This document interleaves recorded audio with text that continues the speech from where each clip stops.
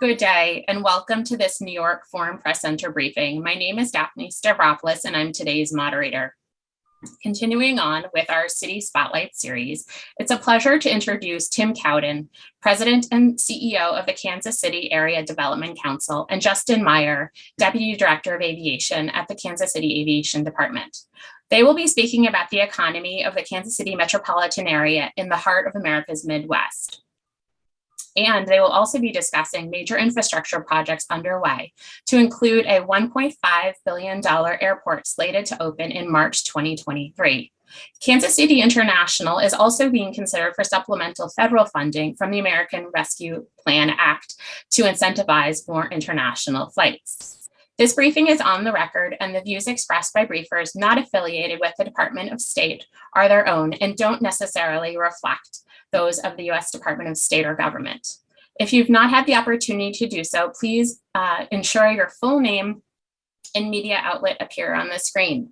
And following our speaker's remarks, I will open the floor for questions. If you have a question, go to the participant field and raise your virtual hand and wait for me to call on you. When called on, please enable both your audio and your video and identify yourself by full name and outlet. And with that, let me turn the floor over to Mr. Cowden. Thank you again for joining us today. Hi, how are you? Glad to have everyone join us today in Kansas City virtually. We're really excited to be able to talk to you about all that we have going on in this region. So I thought I would start here momentarily, but first I'd like to introduce my colleague, Jessica Palm. Jessica, would you like to say anything? No, good. Thank you. Good to go? Yep, we're good to go. Now, there's so much going on in our region that revolves around this new investment in our airport. But I thought what I would start off with is just a level set for everyone about the Kansas City region from an economic perspective. So at any point you have questions, it's probably best that I get through this first part of the presentation, and we can take a break and segue over to my friend Justin, and then he'll get into everything about the new airport terminal that's nearing completion within a year. And that is such an important aspect of Kansas City's future, in my opinion, and many in Kansas City. So with that, I think I'd go ahead and get started. So to give everyone some geographic perspective, Kansas City is the most geocentral major market in the center of North America. So here we are straddling the Kansas-Missouri line, right in the heart of the United States of America. And when I talk about Kansas City today, this is the region that I'm referring to. It's 18 counties in both Kansas and Missouri. I'm seated this morning, as is Justin, in Kansas City, Missouri, which is in Jackson County. But if you go to the next slide for me, you'll see that our customers don't know where those lines are. You likely don't know where the lines are that comprise the political boundaries of the Kansas City region. So my organization, the Kansas City Area Development Council, has been around now for about 45 years. And our job is to sell, market, and brand this region as one to the world, primarily to companies that are from outside of this footprint and also talent. And I'll get into some of that as we go. Population for this region is about 2.2 million. Labor force, 1.1 million, and unemployment rate most recently is about 2.4%. So it's what you're going to find is a market that is very reflective of the United States economy in the macro sense.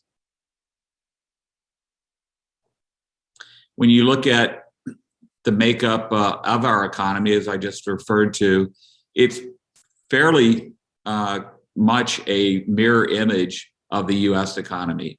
So the strength of that, certainly in times like now where you have a lot of economic volatility, certainly with inflation and supply chain issues, there is really a rush to certainty and predictability, just like there is a global rush to the US in terms of financial instruments and the like. Find that certainly as well as it relates to Kansas City. A number of companies are looking at the heartland, and certainly our region being the capital of the heartland of the United States, seeing a lot of interest in our market moving forward. These are the companies that have a headquarters presence in the Kansas City region. And again, regardless of whether it's Missouri or Kansas, this is across the region. And you'll see some iconic brands, Hallmark, for example, Garmin, which certainly has a global reach, Merck Animal Health, which is headquartered here, significant presence in the cyber sector, which is emerging, and I'll talk more about that as we go. Black & Veatch, which is a global engineering firm headquartered in our region. And Russell Stover Candy, which is owned by Lindt from Switzerland. I think we have a journalist from Switzerland joining us. So we have a major presence here in Kansas City of Lindt. Then you have some legacy industries here. Why is Kansas City, why do we even exist? And you can go back to the founding of our city some 160, 70 years ago, and it's really built upon logistics. And those logistics strengths are still very prevalent here. We make things here, we ship things, and certainly as it relates to e-commerce and the impact of that, seen a lot of tremendous growth in that sector, which we'll talk more about here momentarily. Certainly, Justin will get into how we're moving people in and out of Kansas City air cargo in addition to that. The animal health corridor, about 2/3 of the global activity, economic activity from this sector, so $60 billion plus global sector, takes place in Kansas City or touches a company that's either headquartered in Kansas City or has a major presence here. So that's a significant legacy industry that continues to be a really important part of Kansas City's economic makeup, and certainly important as we look forward into the future. And then, as I mentioned, Black & Veatch being one of the companies that it really is an anchor for our global design industry. And you think about the last 8 Olympiads, every one of those Olympic stadiums has been designed by a sports architecture firm headquartered or with a major presence in the Kansas City region. That surprises a lot of folks, and we've created an initiative to help us take that messaging to a much more global scale and platform moving forward. So I'd like to talk about some of the real activity that we're seeing now from an economic standpoint. Food and beverage. We're in the heart of the breadbasket of the United States and really the world, right here in the Kansas City region. So a significant amount of food and beverage and e-commerce activity. And you can see the stats there. Number 3 trucking center in the country. A lot of new construction in terms of industrial space here. 15 million square feet has come online. 661 food and beverage companies, and you can see that. So we grow crops here, we produce them, and we ship them. And that is, again, a legacy industry, but certainly as we look forward into the future, that's a big part of Kansas City and our economic standing. Electric vehicles. We're really excited about the future and what this sector allows for in Kansas City. And we're seeing a significant amount of interest right now in the EV space, from battery storage, actually the vehicles themselves, the assembly and design of these vehicles. We're already a top automotive logistics hub, and you think about Ford Motor Company with their largest plant in the world located here in Kansas City, and how they're electrifying the transit van, and they make the F-150 here, the most popular vehicle in the world. A lot of that ties back to the productivity of our workforce. GM has a major presence here, but we're seeing significant interest, again, battery storage, as we electrify vehicles and those platforms moving forward. And we're really excited about that, and I'm highly confident about where this sector is going to take Kansas City and vice versa. I referred to this earlier, but cyber, and we all know the impact of cyber. We see certainly the impact of what's happening in Ukraine and conflict in Eastern Europe right now. A significant amount of cybersecurity companies that are being developed here. You can see that just double the U.S. average of concentration of cyber security employees. You look at 23 NSA centers of academic excellence within our region. So there's a talent pipeline that's being created there, the 25 military and government facilities with that specialty. So again, in the middle, our location in the middle of the United States certainly lends to both from a visual and a real standpoint, security, and companies are finding that in our location. And then just an overlay of what we're seeing in the Kansas City region. We just announced a huge hyperscale data center. Meta is investing over $1 billion here, and there's consistent thought that they will continue to grow that out over the course of the next decade, and other of the big tech players will follow suit with what Meta is doing here. Google has already purchased land. We're optimistic that they will do something along the same lines as Meta, and others will follow. As I referred to earlier, high growth industrial market, and we're a finalist. We'll know next week at this time whether or not Kansas City will be a host city for the 2026 World Cup. So we're really excited about that. My friend Justin is a huge football fan, and we're highly confident of our standing and know that that FIFA and the world will make the right decision there. Already referred to the terminal, and I'll pass it over to Justin here momentarily, but we'll also be hosting the NFL draft next April, the most popular sport certainly in the United States. We'll have a shining beacon focused on Kansas City, and right out my window that I'm looking right now. So there are inflection points for any region or any city at times of their development. And we know that Kansas City is on an upward trajectory. And I am personally confident a number of things that are going to occur within the short term, meaning the next really the next 3 to 6 months, will give us the fuel we need to take it to that next level of orbit. And one of those areas certainly is the great work that Justin and the team were doing at the aviation department to establish an airport terminal that reflects the quality of this Kansas City region. So with that, I might turn it to Justin, and then we can take some questions afterwards, if that's okay, Daphne. That's fantastic. Thank you so much. Thank you, Tim, and thank you for highlighting all the great work that the Kansas City Area Development Council does, and Tim's leadership and the incredible work of the team is certainly moving Kansas City in a forward direction, and I'm excited about what the future of this region is. It's my pleasure to give you an update on the aviation department's biggest project, which is a new single terminal at Kansas City International Airport.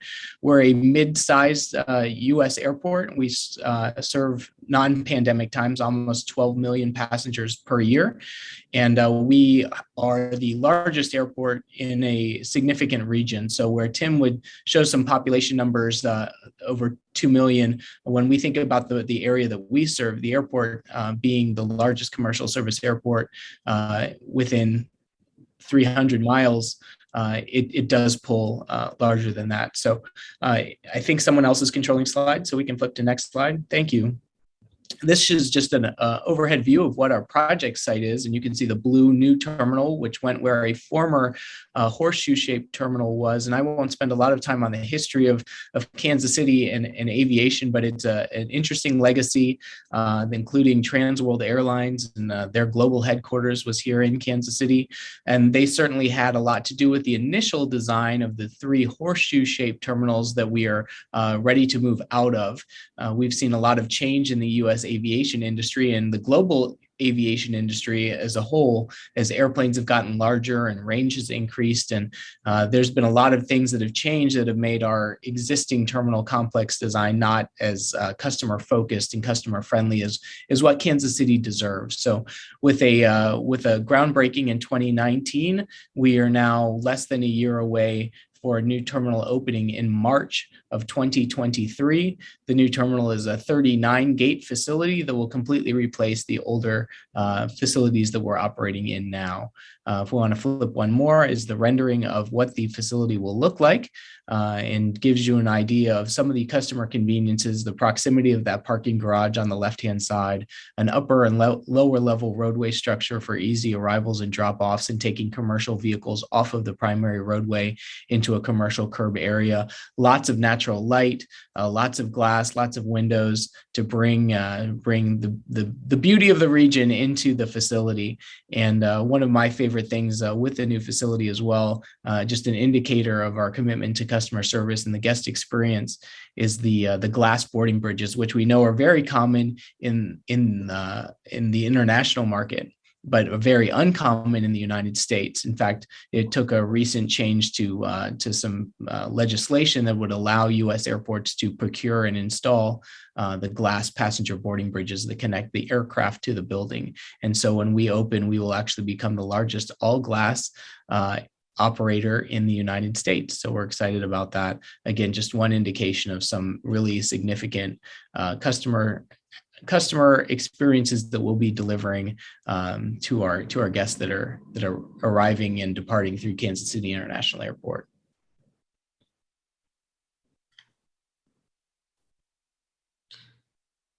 Justin, I would add that the importance of this asset to Kansas City's future, when you think about the great cities in the United States and the world, those that are growing rapidly, are certainly above the national average, all of them have excellent access, air access to the world.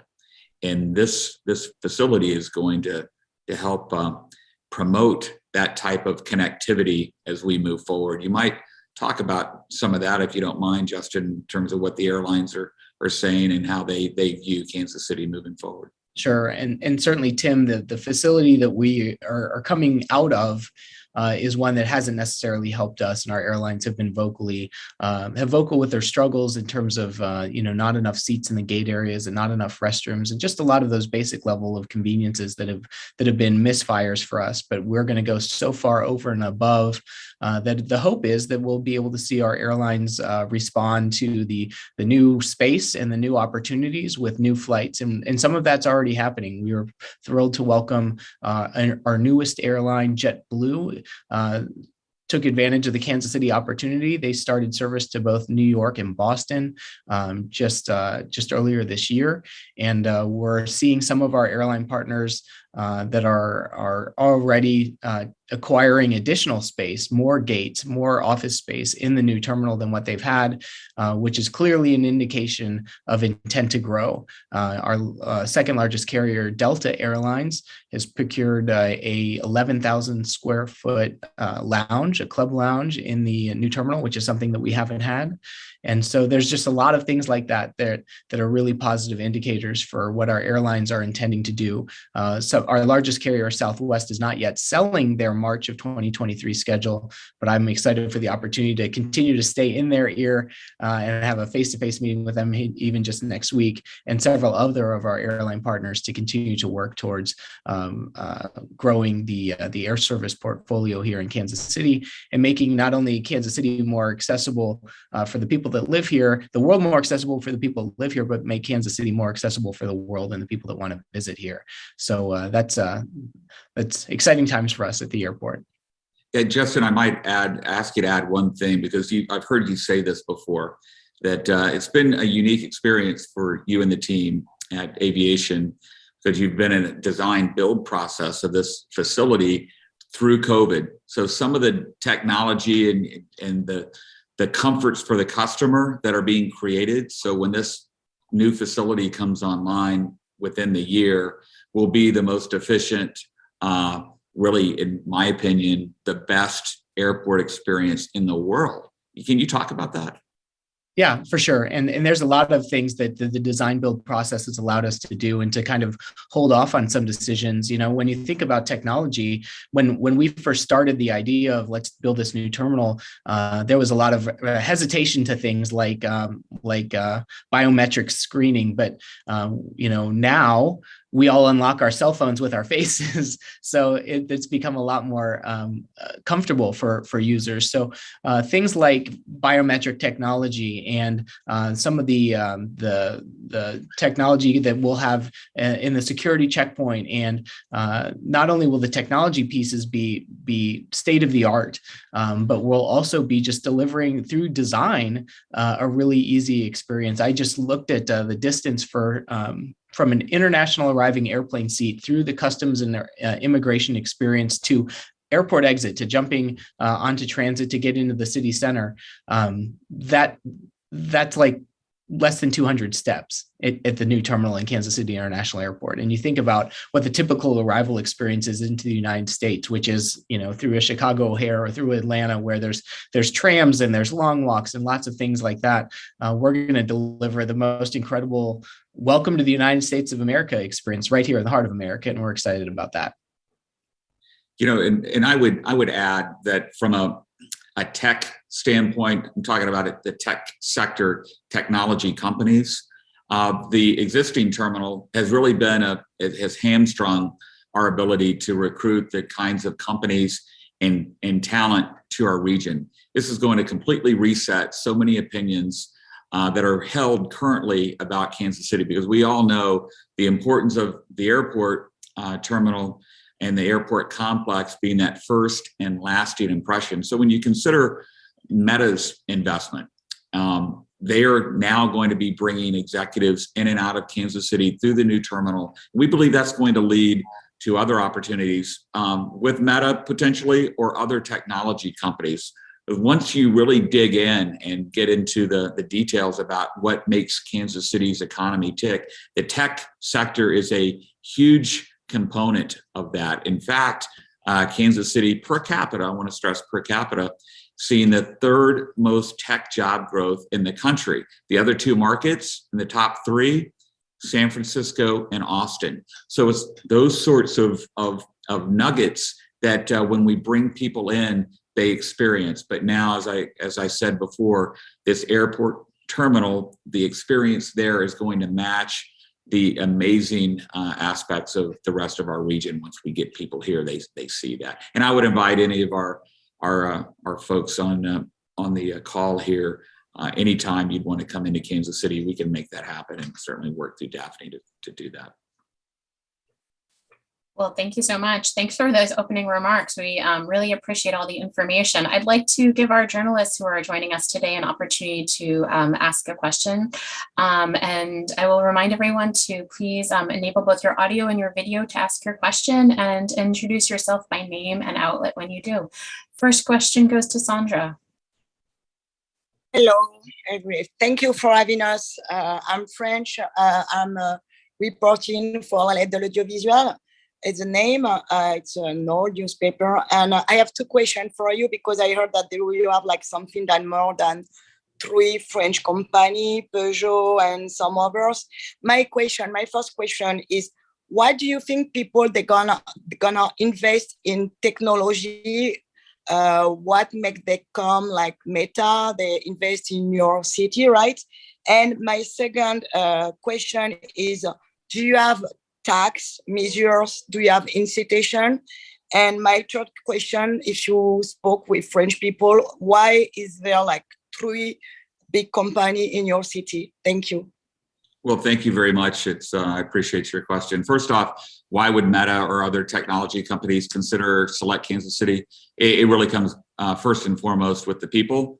The labor force, the productivity of the labor force is a big asset to Kansas City's ability to attract those companies and that talent here. So I would say that certainly the cost operating basis is very competitive, and certainly significantly lower than those higher cost markets on the coast. The tax treatment, certainly this is a very conducive area from the way the government treats companies, corporations with regard to taxation. So that's certainly an area that is a positive for us. And you look at companies that are in the Kansas City region that have a French background. We go back to the animal health industry. So SIVA Animal Health, I believe they're headquartered in the Bordeaux region. They have a significant presence in Kansas City. Their U.S. North American headquarters is in the Kansas City region. A number of automotive-related companies that serve Ford and General Motors have presence here. Verbach is one. Faurecia is another. And then while it's not French directly, but just across the border in Belgium, we make a lot of beer here, and we are known for quality beer. So Duvel Mourgat, based in Belgium, has a presence here with the headquarters of Boulevard Brewing, which is one of the higher end and more successful craft brewers in the United States. I think now they serve upwards of 30 states in the U.S. and with the Duvel relationship, they're able to take their product globally. So I appreciate your questions. And by the way, my wife is French, so it's nice to meet you. I can definitely speak with her. Thank you. Thank you. So if you have a question, feel free to send me an email in the chat. Or raise your hand. And I see Arno. The next question goes to Arno, and then we'll go to Torsten. Arno, you're muted. If you could just unmute yourself, please. Hello, Arnaud Le Parmentier, French Daily Le Monde. Do you hear me? Yeah, it's okay?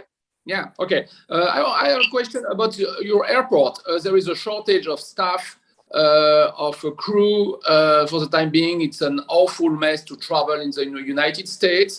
How is it so far in Kansas City? Are you spared by this, or do the companies cut lines and do not put the priority on you? So how will this post-COVID difficulties make or make not a problem for your new airport? Thank you for the question. One of the things that I think is important, we are in right now in peak season for a summer season when the students are out of school, everyone is traveling, business is traveling, leisure is traveling, everyone's at the airport, it seems. We've been able to not have to go through any sort of the staffing issues that we've seen at some other international airports such as Amsterdam or Dublin, where lines are extending out the buildings and down the sidewalks. Our staffing levels have held on. We're proud to be able to continue to pretty high levels of customer service. There, of course, are some situations that we're dealing with. It's hard for us to hire bus drivers and frontline restaurant workers and things like that. But for the most part, the operation of the airport is continuing. In regards to the new terminal and how that will translate into the new facility, the experience should actually be better because the new design will be much more efficient in how passengers are able to use the facility. So thinking specifically of the security checkpoint, right now, like Amsterdam used to be, very individual security checkpoints where each checkpoint leads to its own gate cluster. In the new facility, we will be taking all of the security checkpoints together. And that, of course, is really going to enhance the efficiency of the way that those checkpoints operate, in that any passenger can use any checkpoint, unlike what we have now where there might be 3 airplanes on the ground for one part of the terminal and everyone's having to go through 1 or 2 security checkpoints there. So we're doing okay right now through this peak summer period, and we do expect that the new terminal facility will enhance the passenger experience through multiple levels of efficiency. Okay, if I might make a follow-up question. Yes. It's not on the airport, but on the global area. Do you have a shortage of labor, like in the rest of United States, or has there been a migration in the Kansas City area so that you have workforce in sufficient amount, or is it a very tight labor market? Well, Kansas City is reflective of the U.S. economy, as I mentioned before. So employers here, like everywhere across the United States, are finding it challenging at times in some sectors to get the employees that they need. However, you look at the growth of the Kansas City region, we're well over 10% population growth. There's significant interest, certainly from within the region, for net immigration. And if you look at what's occurred since the beginning of the pandemic, Kansas City was a top 10 market for net immigration from other areas of the country. Certainly, this is a very conducive place from which to work remotely. And some of the things that I referred to earlier that I believe are on the near-term horizon for Kansas City will create even more opportunity, which creates interest in folks from across certainly our region, our broader region, and the United States to come here to pursue that opportunity. But yes, Kansas City is reflective of what's occurring in the United States. It's certainly a little tougher in some sectors. But there's some really creative approaches being done here to provide a pipeline, a workforce pipeline, all the way from the K through 12 schools up through college and the trade schools and the like. So we're addressing that, and with the global headquarters of the Kauffman Foundation here in Kansas City, their whole raison d'etre is to establish these career pipelines and tracks for workforce. Okay. Thank you. Thank you so much. Let's go to Torsten. Yeah, hi, this is Torsten with German Radio. Thanks for doing this. And this is just a follow-up to Tim, just what you said. Can you give us a ratio about the jobs you're creating right now between high-paying jobs and minimum wage jobs, about high-skilled labor and non-educational, really high labor, and about also unionized jobs and non-unionized jobs? That would be interesting. Well, we'll follow up with you with some specific ratio numbers.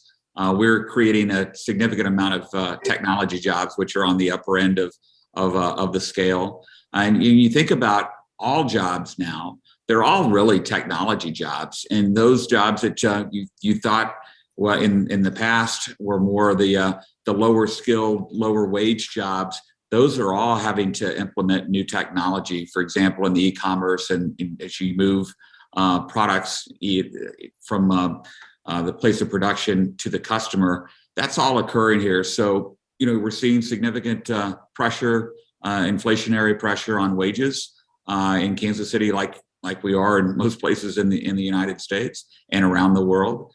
But from a unionization standpoint, the vast union participation rate is in the public sector.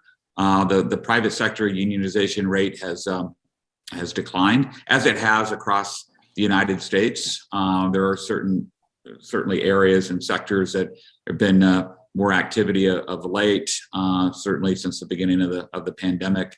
We're well below 10% in terms of participation rate on the private side, and the public participation rate is upwards of about 18%. And do you think that non-unionized jobs is kind of a selling point for European companies coming here? Because most of the European companies, especially Germans, have to be unionized in Germany or are strongly unionized in Germany, and that they have a different business concept here. I appreciate the question. I think the most compelling aspect that we can give any company, regardless of where they're from, is choice. Because in our region with 2 states, we have a right to work state and a non-right to work state. We have sectors that have been historically heavily unionized, like automotive. So we provide an opportunity for any company to move in and match the type of operating environment that they're looking for. For example, in Kansas City, Kansas, obviously, on the Kansas side, we have a significant facility there tied to General Motors. We have the highest union participation rate in our region in Kansas City, Kansas, which is a right-to-work state. So it really just depends on the micro environment that you're considering. And we have a tremendous amount of choice across 18 counties and 2 states for our customers to evaluate. Thank you so much. Let's go to Felix. Felix, If you wish to enable your video, there you go. Hello, good morning. Or no, it's not morning. Good noon. Hi. Walter Handelsblatt, Germany's Business Daily. I have a short question. I visited Raleigh and Chattanooga last week and this week, which was really interesting because we're working on a big report on tech hubs in the US. Perhaps a question to the mayor. What kind of problems does these new tech companies coming to your cities, does this big growth bring with, and how do you deal with them in Kansas City? I've learned in Raleigh and Chattanooga, also in Austin, that many American booming cities face the same challenges. The biggest ones are gentrification, rising house prices, and transportation. Do you see these problems as well, and what do you do to perhaps overcome them? The issues that you raise in other markets, certainly those are available, or they're certainly in every one of these U.S. markets. Kansas City has not grown as rapidly. We haven't seen the growth pressures that Austin or Nashville have over the course of the last, certainly the last 3 to 5 years. But we are addressing those issues. You talk about affordable housing and the like. We probably want to have somebody that's tied to that every day, like the mayor. You referred to me as mayor. I'm not the mayor, but we can certainly provide you with some information moving forward on that. But we're challenged with those issues, just like every major American city, and we're implementing, I think, some very thoughtful approaches to alleviate those concerns. I will just add on, one of the questions you asked was specific to transportation, and just as a resident myself of the city of Kansas City in this region, I'm so impressed, not only in the airport project, which I love to talk about, but by the broad steps that are being made to make transportation more accessible for residents of this region. One of Tim's slides mentioned a extension of a streetcar service that we have that's growing and creating. Is this a light rail? Is this a light rail? It is essentially a light rail. Creating more accessibility to more parts of the region. And just in the last year, I believe, maybe we're at the year anniversary, our bus transit operator has moved to a free model where that there is no cost to have access to transportation and through the region. And so, as Tim mentioned, yes, there's a lot of challenges with any large U.S. city, but there's a couple of things like those two specifically that I wanted to call out that I do think Kansas City is doing really well. Buses are free in Kansas? We have the largest city. It's zero fare transit. So our bus transit is zero fare. That's been implemented within the last year. It's very innovative. And when you couple that with our infrastructure, our transportation infrastructure, most people in Kansas City utilize the car to get from point A to point B. So we have a tremendous number per capita of freeway miles, but you layer this zero fare innovative approach to our transportation system, it certainly creates some tremendous advantage for us. Last question. So also the streetcars, the light rail, is this also free, and who is paying for that? It's free to the rider. There was a transportation district that was created. So those property owners along the streetcar line are levied an additional tax to provide that, along with matching funds through the federal government. Thank you. Thank you so much. I might use this opportunity, since I don't see any hands raised, to ask a question to Justin. If you could just tell us a little bit more about the new terminal inclusivity. I understand that that's one of the aspects that you're working on. If you could just tell us a little bit more about what makes the airport unique in that respect. That's a great question. Thank you for asking it. There's a lot of limitations, again, that I mentioned. The existing facility, it's been difficult for us to really cater towards all of our travelers. thinking of travelers with young infants, right? In the existing facility, we only have 2 nursing rooms. In the new facility, we'll have 10. We're increasing the count of family restrooms significantly. We're creating family restrooms that have adult-sized changing tables for travelers that may have a dependent that needs assistance. We are doing something to really help travelers become more comfortable with the idea of air travel. So in the past, we have worked with airlines and our security team to once or twice a year bring an opportunity for families, perhaps with young travelers on the autism spectrum, or families that are visually impaired, or dealing with dementia, to be able to come to the airport and kind of practice the experience. That's a great program, but once or twice a year isn't enough. And so we've actually created a space in the new terminal where we are constructing a simulated boarding area, a simulated passenger boarding bridge, and we've actually procured the front of an Airbus A321, where we will be constructing that into the terminal space where families can come and practice actually boarding an aircraft, practice buckling seatbelts, practice opening and closing the lavatory, practice stowing their bins or their bags, their luggage in the overhead bins, and we'll be delivering that experience from the curb to the airplane and back. So that's something that I'm really excited about, is very unique to the United States when it comes to delivering accessibility. We'll also have a meditation room, really focused on being inclusive of all faiths. It's not a prayer room, it's not a chapel, it's just a meditation room, and that'll be accessible to all of our travelers. We're also delivering a sensory room, thinking of again, maybe travelers on the autism spectrum that need a quieter, less chaotic experience than the typical airport busyness. So those are some of the things that I think we can highlight that are going to be significant about the new terminal and our commitment to accessibility and inclusivity. Thank you so much for highlighting those. I'll just do a last call for questions. If you do have a question, feel free to. I'll go to Torsten next. Can't resist. We're talking so much about the airport. You have this tremendous Union Station in the middle of town. It strikes me that in the middle of this country is Kansas City, and there seems no plan for connecting cities faster coming from your town to others with high-speed rail. Is there any talk about this?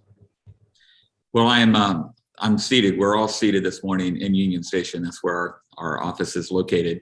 And the legacy in terms of growth of Kansas City is tied to rail, certainly. So there have been a lot of interesting proposals that I've read about how we can better connect United States with high-speed rail. We'll have to wait and see how that all comes together. But Kansas City's location in the middle of the United States, with significant rail infrastructure in place now, 5 of the 6 Class 1 railroads, for example, all have a presence here. We're served now by Amtrak to the West Coast and back to the East.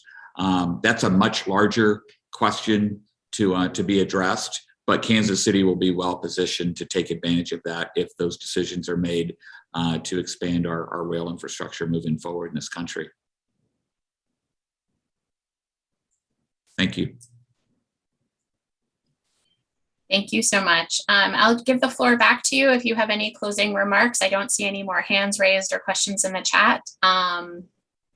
Justin, do you have anything you'd like? I'll let you be the closer. I'll just lead off and say that I think the one thing I forgot to really mention about our $1.5 billion project is that it's on time and on budget, which is something that's really spectacular considering the state of the world and the global pandemic, that we've been able to keep focused and are set to finish here in the next 8 months to get this project across the finish line. So really proud of the work of everyone to help us get there, and thankful for groups like Tim's organization to really help Kansas City understand the value and the better experience that's in the future for us. Well, Justin, thank you for joining, and Daphne, to you and all the the foreign press representatives. I appreciate your time. I would just close with this, that every generation, there are 2 or 3 cities, regions, wherever they may be globally, but I'm just going to talk about the United States, that emerge and they become it cities, quotation marks around it. And I want you to follow Kansas City over the course of the next 3 to 6 months to the next year, because I'm confident that there are going to be some significant positive announcements that will continue to take Kansas City to this next level, this next trajectory, so to speak, of cities.